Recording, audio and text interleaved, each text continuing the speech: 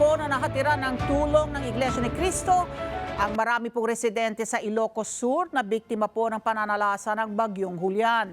Ito ay matapos ang sinagawang sunod-sunod na lingap sa mamamayan sa naturang lalawigan. Alamin po natin ang detalye sa report ni Laila Tumanan.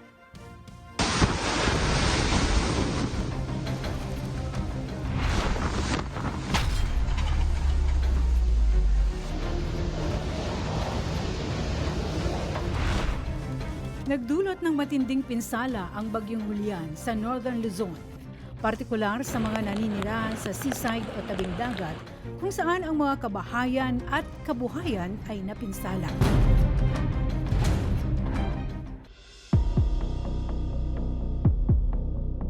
Ayon sa National Disaster Risk Reduction and Management Council o NDRRMC, pinakamatinding naapektuhan ng bagyo ang Region 1 na umabot sa 44,521 ang apektado, katumbas ng nasa 13,105 na pamilya.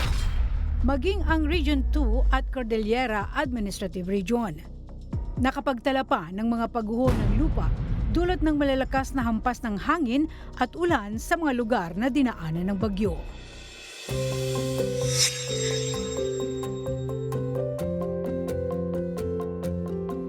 Sa pangunguna ng Executive Minister ng Iglesia ni Cristo, kapatid na Eduardo V. Manalo, ay agad na nagpadala ng lingap sa mga mamamayan sa mga biktima sa mga naturang rehiyon. Kabilang na ang lalawigan ng Ilocos Sur na dito ay maraming mga residente ang dumaing ng kahirapan at pangamba sa naranasang kalamidad. Malakas po ang ulan, binaha po sa labas, hindi po kami makalabas, lahi po. Tabing dagat din po kami. Hindi po ako nakapagtrabaho dahil binabantayan po namin yung yun sa may tabing ilog. Baka po kasi tumaas po yung tubig. Kinakabahan po dahil yun nga po lumalakas po yung alon, yung hangin. Lalo po kami po doon, laging nawawalan ng kuryente.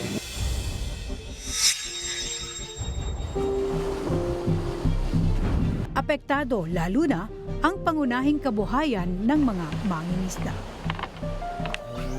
Sa lahat naman, so matipagsakulan mo urin mo dabig pigsana pa sa ito, ma'am. Yung kami latawat, gasan-gasan mo latawat. Alos latang, sa lahat naman, wala, dagang masakulan naman mo, so latawat kayo. May sabi, mamangkalkala kami mo. Medyo nahihirapan po ang mga nangingisda dahil kung minsan po malapit, mayroon naman river dito sa amin yung ilog. Mayroon naman nahuhuli dyan pero hindi lang sapat na pangkabuhay. Kung maalon po, hindi nila kayang ilusong po yung mga motres bangka po nila sa laki ng alon. Matataob lang po sila sa lahat. Pag nasira na po yung bangka, medyo tambay muna po ito. Kung ang gagawin po yung ibang mangingisda, kung mayroon po silang balsa na kawayan, isasakay na lang po sila doon, pero hindi po sila makarating sa malayo.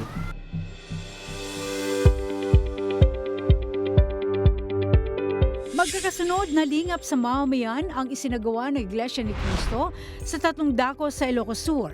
Ito ay sa bayan ng Narvacan, Vigan City at sa Magsaysay. Ako po ay nagpapasalamat po sa pamamahala at sa tulong din po ng Panginoon. Dito po sa natanggap po naming lingap na kahit po mahirap po ang buhay at nararanasan po namin sa panahong ito, andyan pa rin po kayo tumutulong po sa amin at hindi niyo po kami pinababayaan. Maraming salamat po. Unang-una po, papasalamat po ako sa kapatid na Eduardo V. Manalo po sa pagsasagawa po ng lingap sa mamamayan dito sa Ilocos Sur po.